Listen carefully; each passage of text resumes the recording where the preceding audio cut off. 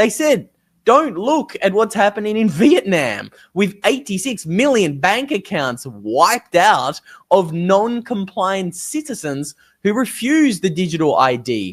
If you thought the UK's mandatory digital ID to work was bad, just wait until you see what's happening in Vietnam. Biometric digital ID is now required there if you want to travel in, out, or within the country, buy a house, visit a hospital, pay your taxes, or use a bank. In fact, 86 million bank accounts were just deactivated as part of a data cleansing effort, all because the owners of those accounts have not yet linked their biometrics, like face scans and fingerprinting. In Vietnam, your rights are worth less than a delicious bowl of pho, or is it pho? Either way, they are making the Big Brother Orwellian nightmare a reality. And what's happening to them will soon be happening to you, because this is a global effort. The government initiative to implement a unified digital identity system is called Project 06, or as I like to call it,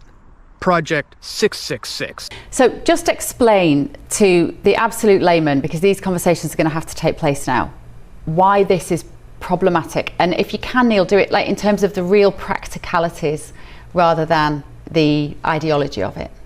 It's the way in which it brings everything together. Everything together, all of the information about us, everything from health, everything about your finances, anything that you can think of that's out there in the digital sphere is brought together by this kind of platform. And everything can be used in real time to make judgments about you, about what you propose to do. It can reference things that you've said in the past, done in the past. It can use anything at all that's on your record. It can relate to protests maybe that you've attended, to things that you've said, to posts that you've made on social media, to your financial status. And in real time, decisions can be made about whether or not you get permission to do whatever it is that you want to do next.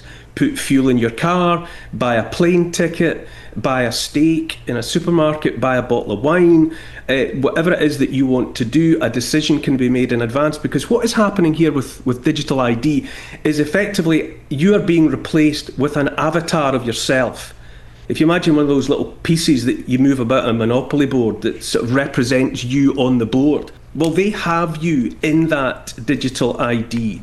And they can decide whether or not you get to move on the board. And your hands are effectively tied behind your back. Anybody that submits to this, anybody that accepts a digital ID is slapping handcuffs around their own wrists. It's the end of freedom.